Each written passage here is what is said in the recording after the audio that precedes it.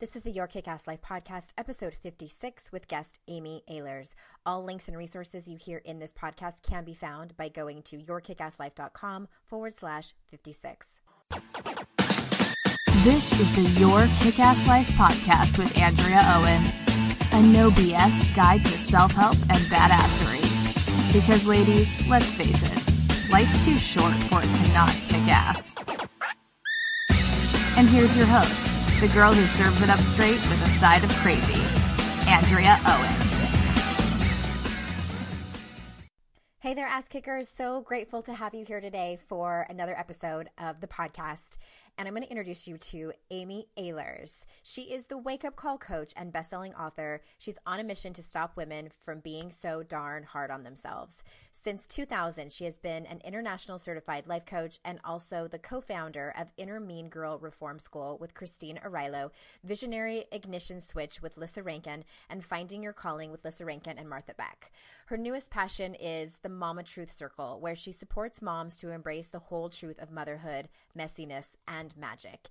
Amy has been a featured expert on lots of TV and radio shows and for media outlets like ABC TV, The Washington Post, and The Huffington Post. She loves lighting up the stage at events where she wakes people up to the voice of their inner wisdom and helps them cultivate the courage to act on it.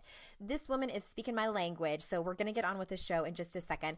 I wanted to remind you all that if you do not yet have a copy of my free ebook, 21 Tips and Tools for a Kick-Ass Life, no bullshit included, it's very easy to get if you are listening from your mobile device. You can just text the word kick-ass, all one word, to 66866, and you confirm with your email address and you get the ebook right then and there for free. There's also an audio version, so if y'all would rather just hear me talk, Lord knows I do, so you can get that as well. Just text the word kick-ass to 66866 and that will be delivered to you. So without further ado, here is Amy. Hey there, ass kickers. Welcome to episode 56 of the Your Kick-Ass Life podcast. And I know I say this every time, but I am so excited for today's guest because she is someone that I have seen from afar. And before we started recording, I was like, I can't believe it's 2015 and we're just now recording and meeting each other for the first time. So say hello to Amy Ahlers. Amy, thank you so much for being here. Oh my goodness. Andrea, I'm so happy to be here. And as you know, I have a mutual love and respect for you and your work. And I'm just so excited. I love kick ass. I love ass kickers. So I'm just thrilled to be here. Thank you. And we are going to talk about all things what you refer to as inner mean girl. And my people know that I talk about the inner critic all the time because it's foundational. Yes. And you and I are from the same coaching school, right? You're from CTI? I am from CTI, yes. For those that don't know. And I love that CTI calls it the saboteur, which sounds so French and fancy. Well, it's so funny. I went through certification so long ago, Andrea, that it was actually called the Gremlin back when I did this. They changed it. Oh, okay. They changed it, yeah. So they did a lot of work based on the Taming Your Gremlin book by Richard Carlson. Richard Carlson, right? Yeah. And so they actually called it the Gremlin back then, and we did a lot of the work around that. And then a few years after I went through training, they started calling it the saboteur. And no matter what you call it, the bottom line is that this is the most, I really feel, and I think that you and I are in the same ballpark with this, but that this is the thing that gets in our way of kicking ass in our life. The number one thing, especially for women, that just like eats us alive on a daily basis. Yeah, and once you uncover this and start to work on managing it, and my people hear me say this all the time, and I will keep saying it, you guys, that if you're new to my podcast, this is not something that you can just completely get rid of, that's some like lobotomy that you have. So that's what Amy and I are going to talk about today, is how to manage it, and what you say, like transform your inner mean girl. So that brings me to my first question. One of the remedies that you talk about, I was spending a lot of time on your blog, and one of the remedies that you talk about on how to transform your inner mean girl is to ask yourself, what does my inner wisdom know? And a lot of my people, here's what I hear a lot, and tell me if you hear this too. A lot of my people say that they have a hard time hearing this voice and tapping into it. So what is your advice here for that? I love that you're asking this question. Yes. I mean, I feel like it really is that tuning into your inner wisdom it's like changing the channel. I really believe, and Christina Rilo, my partner at Inner Mean Girl Reform School, and, who I co-authored my latest book, Reform Your Inner Mean Girl with, we really talk about it in terms of almost like that we have this broadcasting tower inside of us. And at any moment that we choose, we can either tune in to the FEAR, the fear station, which is where your inner mean girl, inner critic, saboteur, gremlin, whatever you want to call it, is broadcasting 24/7. Mm-hmm. Or we can really turn the dial and tune in to the LOVE, the love channel, which is where our inner wisdom is broadcasting loving truth all the time, 24/7. And so it really is, and this is why I love the work that you're doing, is because it really is about learning what are those tools that will help you change the channel. Because as you mentioned, you can't kill off your inner critics. You can't kill off your inner mean girls. It just doesn't work. But you can find those tools to work with them. And as we like to say, we reform them and redeploy them into new jobs. Mm-hmm. And so kind of circling back to your question, how do you tune in? How do you change the channel? I mean, there are so many different tools that we teach in our work and that I know that you teach in your work about doing that. But one of the most important things that we need to do to tune into our inner wisdom is to get still, yes. Is to tune in, is to literally, and I'll just invite everyone listening right now to, if it's safe to do so, if you're not driving, go ahead and close your eyes and just take a deep breath. That right there is the beginning of tuning into our inner wisdom, is going into that quiet space within. And I mentioned stillness, and I think stillness can be a really profound and oftentimes an important way to start tuning into that LOVE channel. And I know also sometimes for me, movement is a really powerful way. Conscious movement. For me, I love running, and I really feel like when I get that runner's high that people talk about, when all of those beautiful, the serotonin's flowing, you're in that place. Like right now, I'm also nursing a little 1-year-old baby. So when the oxytocin is flowing for me, yes.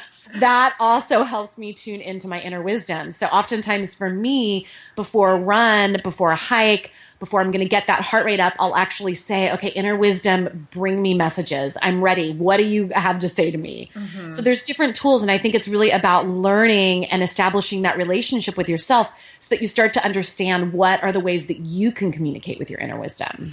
I love that. And my favorite one, and I think it's my favorite because it's the hardest, and I'm speaking for myself here, but for a lot of the women that listen to this podcast and beyond, is the being still part. Because we are so freaking busy in our lives, and we do so much. I mean, not only just for other people, but just on a day-to-day basis. And so I hear a lot, I just don't have the time. And you know what? I think that having children and having really busy lives, they're all really noble excuses, especially the children one, but they're still excuses. And oh my gosh, my to-do list is a million times long as well, but I do have the choice whether to get still or not.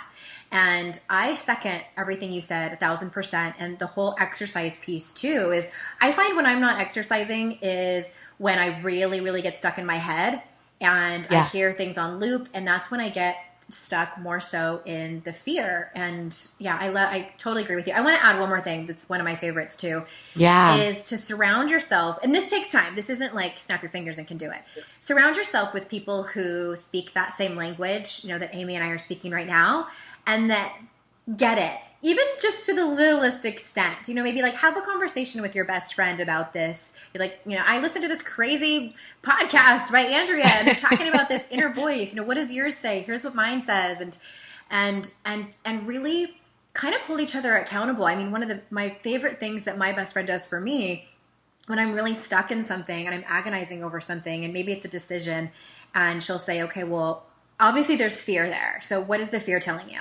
And I'm to a point now where I can spit out what the fear is. Well, my fear is saying this. Like, that's like worst case scary scenario. And she's like, what is your gut saying? And that's what's like in your body, the truth. Mm-hmm. And sometimes the gut, like what our gut tells us, is scary.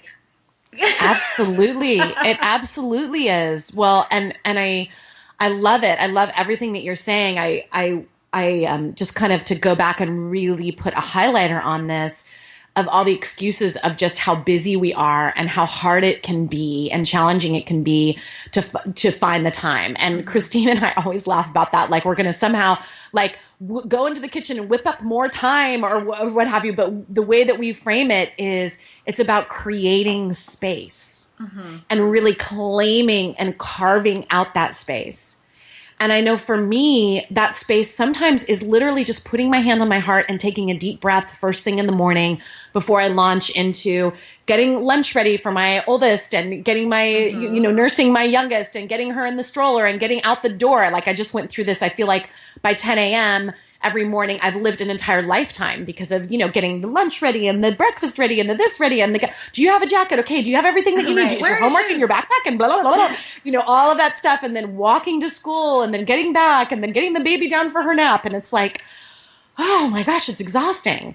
But when I start my day by tuning in, even just for a breath. And so those of you that aren't able to do this, that don't feel like you have the time, literally start with putting your hand on your heart before you brush your teeth, before you check your email, before you check your email, before you check your email, right? Put your phone down. Put your hand on your heart, close your eyes, and just take a deep breath and just connect in with yourself. Just that alone can be completely transformative and life-changing for people. It might sound like something so small, but I think we make up that we have to do these grandiose things, and you for really sure. don't. Baby steps, baby steps. Baby steps for sure. And the same thing with exercise. It's like, oh, what would it be like for me to take a walk around the block? And to do that out of conscious intention, with the intention of why am I doing this? I'm doing this to connect to my inner wisdom. I'm doing this to remember that I have a body. It's like, touch your arms, touch your legs right now. You have a body. Oh my gosh. We get so stuck in our heads. Like you were saying, Andrea, it's like, oh my gosh, when we get in those loops, those negative loops, it's like, oh, we just need to go into our body. Put on your favorite song and dance for 3 minutes. I mean, this totally and completely transformative. Yes. Yeah. Yes. Okay.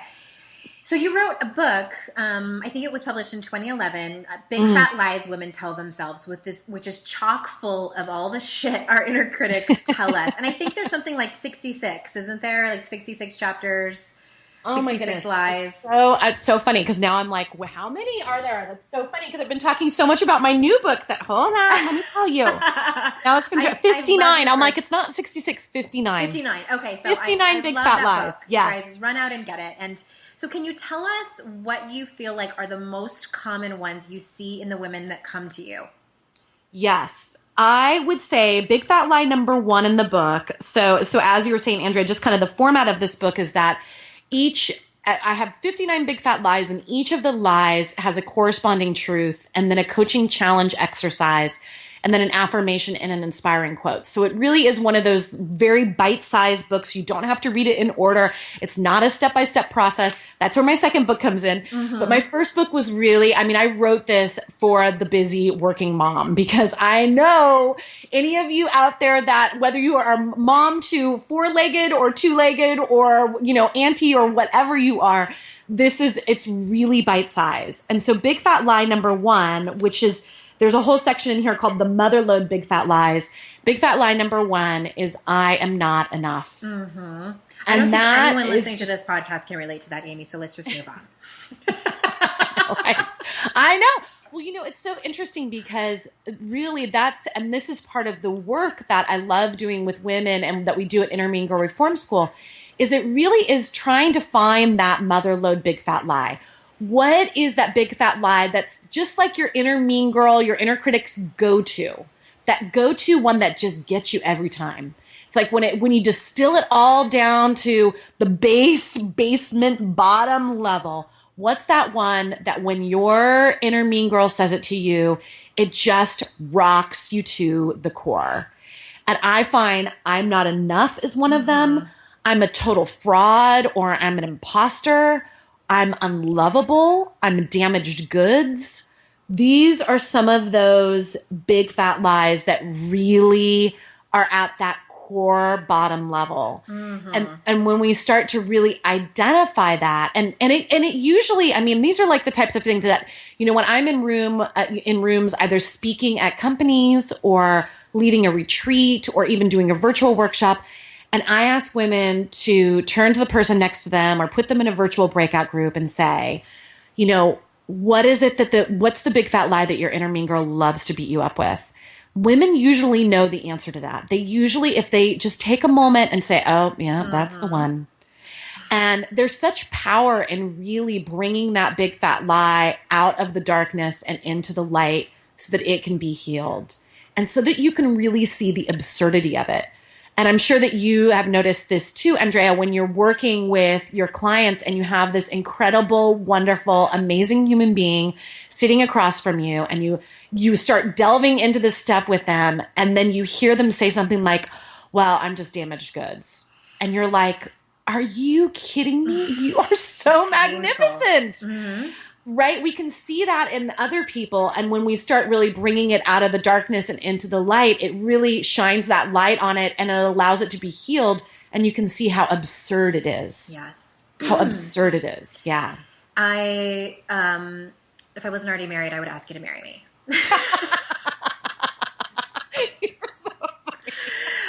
No, I just on each other. I love it. I love talking about this, and it's so dear to my heart. And I've seen people transformed because of this work, and it's just it's worthiness at its core is so incredibly important to women in coming into their own and learning how to. I always say like self-acceptance, like before self-love, and I don't want to get into that, but I get really emotional and excited to talk about this stuff. So anyway, all right. Yeah. I was binging on your blog, and I love your vulnerability, and you talk, I do the same thing, in that you talk about your own struggles with your inner mean girl and write about her too. So can you tell us what your biggest trigger is, and what are the steps that you take to manage her? Like, say something happened like over the weekend, like what would Amy Ahlers do? Well, yeah, I mean, I always say the reason that I'm so qualified to work with women that are hard on themselves is because I'm incredibly hard on myself. It really is, right? I teach what I most need to learn. And so it's not about being an expert in this stuff means that your inner mean girl is reformed all the time. Oh no. I mean, and it's like, you know, I just had my second book come out in April of this year, and my inner mean girls go berserk you know, whenever I'm doing anything that puts me more in the public eye. It is fertile ground. And so I just really want to normalize that inner mean girl even more. And this is, you know, you look at someone like Oprah, who talks about how her inner mean girl, I don't know if you saw the Oprah Barbara Walters interview. That was, I don't know, maybe like 6 months ago. I don't know if you saw probably this. not. We don't have cable. Okay. Well, okay, so, you know, Barbara Walters interviewed Oprah, and it was so fascinating to me because Barbara Walters sitting there talking with Oprah. Obviously, we all know talk about ass kicking, right?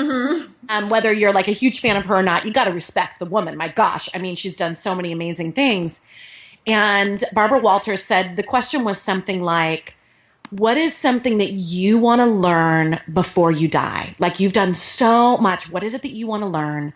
And Oprah's answer was, I want to learn about how to really deal with food and my weight. And Barbara Walters was like, that is not what I thought you were going to say. Like, with all the things that you have done, like with everything that you have learned, with all that you have taught, like I thought you were going to talk about like world peace or world hunger or whatever.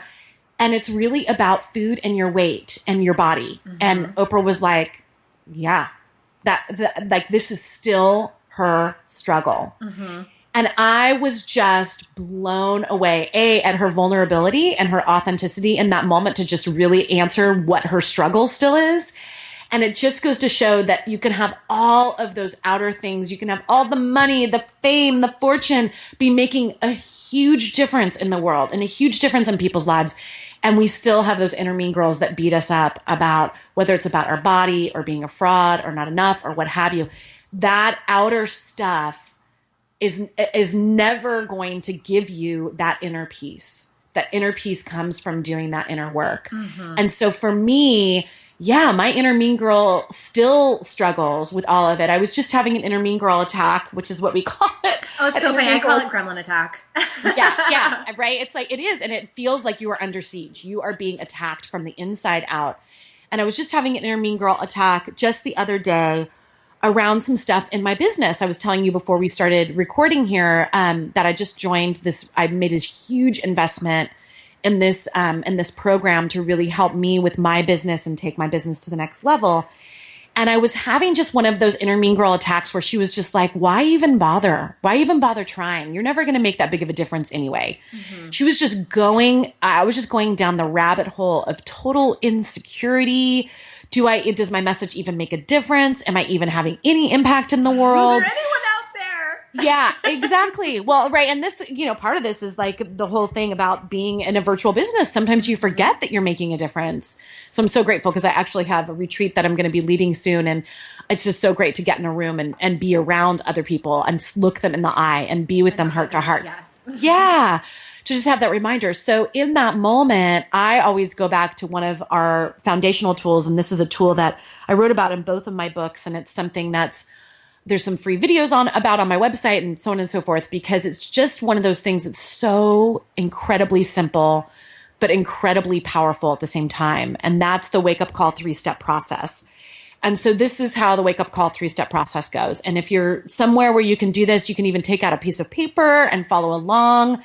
Anytime you're feeling any sort of negative emotion, whether it's, you're just a little bit irritated or annoyed about something, feeling a little bit of the blues, or you're completely enraged or totally just in despair, you can go to this 3-step process and it'll help just pop you back up and get you back in tune. So the first step is I always ask, what is my inner mean girl saying? Mm-hmm. Because anytime I am feeling a negative emotion, I know that my inner mean girl is right there with a megaphone screaming something at me. And so, it can feel a little bit counterintuitive to actually go and turn up the volume on that inner mean girl station, on the fear station. But sometimes that's exactly what we need to do in order to just let her rant and have her say. Well, she wants to say something. My friend, I'm just going to tell real quick. My friend Kate Courageous always says that your inner critic wants to say something. They just have really poor communication skills. Totally. Yeah. Yeah, exactly. Like the way that they do it is it can be the delivery could be different. It could be a little nicer. Yes, exactly. Yeah. So by turning up the volume, it's like having inside of you that inner 2 or 3-year-old tantrum. And so, we all know, any of us that have been moms of toddlers, or any of you that have witnessed a mom of a toddler in a store when the toddler's having the total tantrum, like the worst thing as a mom you can do in that moment is resist the tantrum. Mm-hmm. The worst thing you can do is try to control it, try to shut down that tantrum. It will not work, right? It just, like, what you resist persists. It just makes it louder and bigger and meaner and stronger. Mm-hmm. And then they know that they have you right where they want you. Yes. So it's like, instead, just creating that safe container for your toddler to have the tantrum, just be like, wow, you're really upset right now. And then try not to get as triggered as you can, right? Same thing with this. Like, what is my inner mean girl saying? And turn up the volume and just let her rant. Let her throw her tantrum. Let her just do it. So over the weekend, it was like, if this is never going to amount to anything, what's the point? The world is so fucked up. Excuse my language. The world is so fucked up. You're screwed. Everybody's screwed. Why did you even bring kids into the world? I mean, she just goes there, right? Just all the way down to that base, big fat lie, whatever it is. And, usually it ends up with like death, being homeless, nobody loving you. You're going to be, deserted. Why don't you just go kill yourself? Like, whatever it is, right? When your inner mean girl's really ranting, it can just go there to those really, really dark places and just let her say it and witness her. And then there'll be a moment when she feels complete. When it's kind of like, and she stamps her foot, crosses her arms, and is like, so there. And you're like, okay, heard you. Got it. Okay. And then you go to step 2. And so step 2 is where, and I recommend shifting positions. So if you're doing this right now, if you just let your inner mean girl rant, shift positions, I'm just going to turn my chair a little bit, face another direction, close your eyes, take a deep breath, And now ask, what does my inner wisdom know? What does my inner wisdom know? And so just tuning into that inner wisdom space.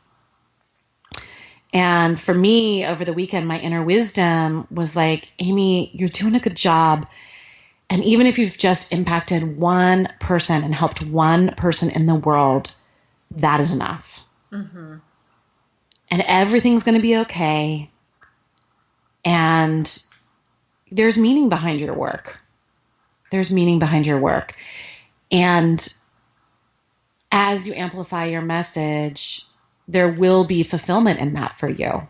It will be fulfilling. And part of your contribution is raising two happy little girls. And people like us are people that are going to make the world a better place. So just tuning in right now to your inner wisdom. What does she know? What does she know? And what I know about the inner wisdom is that even if she needs to deliver a tough love truth, it will come from that space of compassion. So if the message is put the cookie down or get out of this relationship or whatever the message needs to be, she's going to deliver that from a place of total and complete compassion. Mm-hmm. Always. I'm going to stop you for a second before you go on to the next step, because I want to highlight when you were delivering your message that your inner wisdom tells you. Yeah. I love that it was relatively neutral, because I think a big misconception in this work is that, we see these inspirational memes all the time on Pinterest and Instagram that are like, change your negative thoughts into positive ones, right. and I just, that makes me panic, because I'm like, I can't do that, nor do I even teach that. And I love how you just made it to where you weren't saying, Amy, you are the best healer the Western Hemisphere has ever seen. Because I think that we all have bullshit meters that are like, no, that's actually not true, or like that's a little far-fetched. So right. I just wanted to highlight that you guys see what she did. She paid homage, was grateful for the other things in her life, like her mothering and her children. And so I just wanted to reiterate that it doesn't have to be completely shifting your negative thoughts into opposite positive ones. It's more of a neutral, more passionate way of speaking to yourself. Okay, go on. I love it. And it really is about your inner wisdom responding and responding with truth. Yeah. Because if my inner wisdom was like, you are making the biggest impact on the planet. I know. I'd be like, what? BS. Burp, burp. Like you said, the BS meter would be like, what? And it would just send me into another inner mean girl attack. One, right. And that is actually, we'll get into this in a moment, but that's actually a type of inner mean girl, the overly optimistic partying cheerleader, which we can get into about the different archetypes. But yeah, who wants to sugarcoat everything and make everything seem okay. And so it's like, I have a lot of women, and I'm sure that you encounter this too. And, just a lot of women that are trying to transform their relationship with their bodies. And it's like, your inner wisdom can say to you, sweetheart, yeah, we got to get healthy. This is not okay. Mm-hmm. This is not okay. And I've been having to come to Jesus with my inner wisdom since having my second baby around that of like, honey, we need to release some weight. It is time. Let's get into action. What are we going to do about this? Mm-hmm. But from a place of compassion and love and truth, not from a place of shame and punishment. And you're such a loser. What's your problem? These pants aren't fitting you, and you should be fitting into these pants by now. Your baby's almost 15 months old. It's like that will never motivate you for very long. But that loving truth of, we've got to focus on our health. My body lately, Andrea, has been screaming out for my attention around this. To tell you something. Yeah. Yes. Yes. Yeah. So I love that you pointed that out. And it really is about that compassionate, loving truth with a capital T, truth. Yes. I say that too. Truth with a capital T. Yes. Yes. So then step 3 of this 3-step process is then, this is a neuro-linguistic programming technique, an NLP technique, that's about actually finding some sort of movement or gesture to go along with your inner wisdom's truth, and then to repeat back your inner wisdom's truth out loud. So for me, I tap on my heart. I'm also a big EFT tapping person. I just so I tap on my heart and then repeat back your inner wisdom's truth. And this is about really starting to build those new neural pathways in your brain that are going to be programmed with loving, compassionate truth. So it really is doing some sort of movement. It can be really small and repeating back that truth. So the 3 steps again. Step 1, what is my inner mean girl saying? Let her rant. Step 2, close your eyes, take a deep breath. What does my inner wisdom know? And then step 3 is to repeat back your inner wisdom's truth while doing some sort of small physical movement. And from that place of alignment with your truth, that is when you can then look at inspired action. That is when you can really look at that. That is the thing that then will then help propel you into that land of action. But we only want to go into that space of action when we're in alignment with it, when it is aligned with our highest good, our loving truth, our inner wisdom. Those are the actions that we really want to take versus all of those crazy making, ungrounded, ridiculous actions that our inner critics and inner mean girls want us to take. Mm-hmm. I love that. And don't you have that on your website as well, the 3? I do. Process? Yeah. So, my website, amyahlers.com or wakeupcallcoach.com. I know wakeupcallcoach.com is a little easier for people to remember. So you can go there and there's a tab called the 3-step process. That's right. You can see this really great video of this young woman named T who got up in front of a couple hundred people at this event I was speaking at and did the 3-step process. And truly, every time I watch the video, I have tears in my eyes because she was so incredibly vulnerable up on the stage. And like the things that her inner mean girl was saying to her, they were so mean and cruel. And then it's like her inner wisdom just swooped in. And I mean, you could hear a pin drop. It was so profound, really profound. I love that. And if you guys, if it's easier for you to go to yourkickasslife/56, that's where the show notes are. And there'll be all the links that we've been talking about here to take you to Amy Ahlers' stuff. And I know my people love 3-step processes. So thank you for sharing that with us. I love one of your most recent blog posts where it's titled, "Is Your Need to Belong Sabotaging You?" And I often talk about the difference between fitting in and belonging. And I do a lot of my work is around the research of Dr. Brene Brown and I'm gonna read a part of this blog post, and I'd love to talk to you further about it. And basically, you're talking about what is also referred to in our industry as tribal shame. And so let me read, and it'll make more sense. So from Amy's blog post, "I'm sure you've experienced this yourself when you feel like you're on a growth edge, pulling away from the pack. Under the surface, there is fear that you'll be ousted. Is that how you say that word? Ousted. Yeah, ousted. Ousted if you change too much. Maybe for you, it shows up as a desire to increase your financial prosperity, but your inner mean girl tells you that you'll feel separate from your community who is struggling to pay the bills. Or your inner mean girl tells you that you better get in shape. Your girlfriend, sisters, mom, partner might feel scared or jealous of your new physique. Or that if you succeed and take your visionary business to the next level, your colleagues will view you as better than and superior. Or that if you deepen your spiritual practice too much, your friends will think that you've gone woo-woo. The message, consciously or subconsciously, becomes, it is not safe for you to shine your light or change for the better. You will be exiled from the tribe. You will no longer belong. You will be seen as disloyal." And I think that this is so common, and it's really not talked about that much, because I think that my thoughts around this are when Elizabeth Gilbert, who of the Eat, Pray, Love channel, wrote a really long post about this, and there's been some recent research on it, and it's fascinating to me because I think that too, it's not always said out loud, because I think we might come from, and this could be family of origin, it could be your community, it could be your religion, a friendship circle, even things like Alcoholics Anonymous, like just to name one. And so I think that it's not always said. I think sometimes like we make it up ourselves, and I'm speaking from my own experience, because even like when I wrote my book, and it made me really uncomfortable to have my mom read it. And I'm like, I don't want my family, because I'm the first female in my family to go to college. And I'm like, I don't want my family to think that I'm better or smarter than them because I'm not. So it's like, I'm over here making up all this shit and I have all this tribal shame when no one has ever said anything to me or even really implied it. So I find this whole topic fascinating. So what are your thoughts?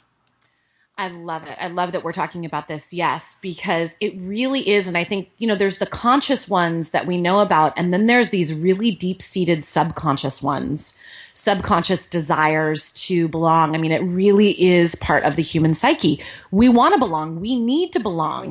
We need to. We really, really need to. And so the question is, when you look at the areas of your life where you have challenges and where there's that ache for change, what is the tribe that you want to belong to versus potentially the tribe that you do belong to?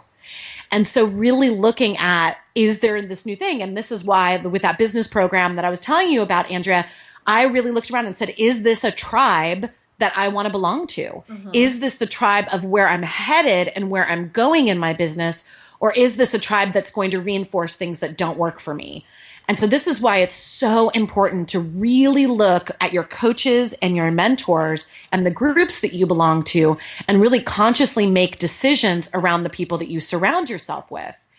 And so for me, I was like, I looked at this program. It was a huge investment and so on and so forth. And I was like, okay, where are these people at financially? And I was like, okay, great. I'm like, I would say in the bottom third of where my business is. Most of them, these people have multiple 7-figure businesses. Okay, good. That's where I'm headed in my business. Okay, cool. All right. That's good. Even more important to me financially was what is the vibration? What is the belief of this group? Is this going to be about pushing my business to the next level, around pushing and really stepping into, I know there's a lot of talk about this nowadays, but that overly masculine thing of I'm going to push, I'm going to grow my business like from this place of pushing, and it's like, right. You and I both believe in ass kicking. I love ass kicking. I love being a kick-ass woman. And I know for me, my growing edge is around what does it look like for my business to really flow to the next level? What does it look like for me to have more team, and more structure inside my business so that I am working less while creating more impact and income? What does that look like? And is this going to be the type of program where everyone's going to be working 16, 17-hour days in order to have their bottom line increase? Not interested. I'm not interested in being around those people because I know that I will then get sucked into the group and all of a sudden I'll find myself working 16, 17-hour days and pushing my business, right? Mm-hmm. Yeah. I mean, and this was really important because I remember I was working with a coach when my first book was launched. I was working with this coach who is awesome. She's so inspiring, so amazing. And all of a sudden I realized that she was literally working 16-hour days and was not taking care of herself physically at all. And I'm like, why am I getting coached by this person who does not have this together? Now, this is not to say that my coaches have to be perfect, by no means. But it's like when you're working with a coach or mentor, whether it's in whatever area of your life, whether it's with your visionary business or it's around motherhood and parenting, or it's around, your health and your wellness and your well-being, really looking at, is this person really, are they modeling and living what I want to be modeling and living? Mm-hmm. And I think that it is so important. So I really made a commitment to myself that no matter what area of my life, whether it's my spiritual growth or my physicality and my health or my business or what have you, I was only going to really work with people and join groups where I really felt like people were living the kind of lifestyle that I wanted to be living and that had those values lined up for them. Mm-hmm. Mm-hmm.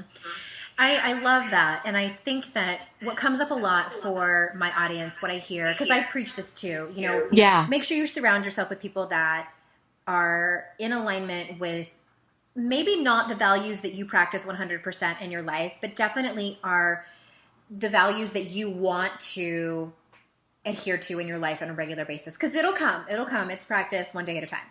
Yeah. But I think what I hear a lot is I can't find them. And I'm looking and they're just not out there.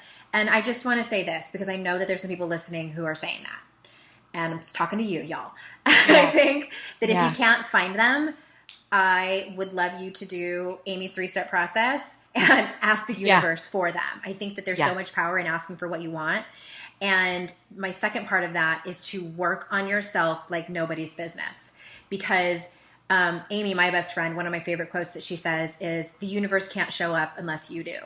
And so it is so powerful. I mean, I can't even tell you the people that started showing up in my life when I took full responsibility for my life instead of blaming everybody else for my circumstances, and started working on myself like it was my job. And all of a sudden, these people get dropped into my life that I was just in awe of. And many of them are still in my life. And so that's what I just want to say for anybody out there that's talking to their phone right now, talking to us, like, well, that's easy for you to say. I can't find them. They're out there. Work on yourself and ask the universe for them. Absolutely. And it really is about consciously saying, this is what I want. And I would say, we talk about this all the time when people are looking for love and trying to find their soulmate, one of their soulmates, as I like to put it, a romantic partner. They then make their list, right? The dream list of what is the dream list for your romantic partner. That's often an exercise. But what is your dream list for your friends? What is your dream list for your coach? What is your dream list for your weight trainer? What is your dream list for, other visionaries that you want to surround yourself with? Really stepping into that consciousness and actually writing about it.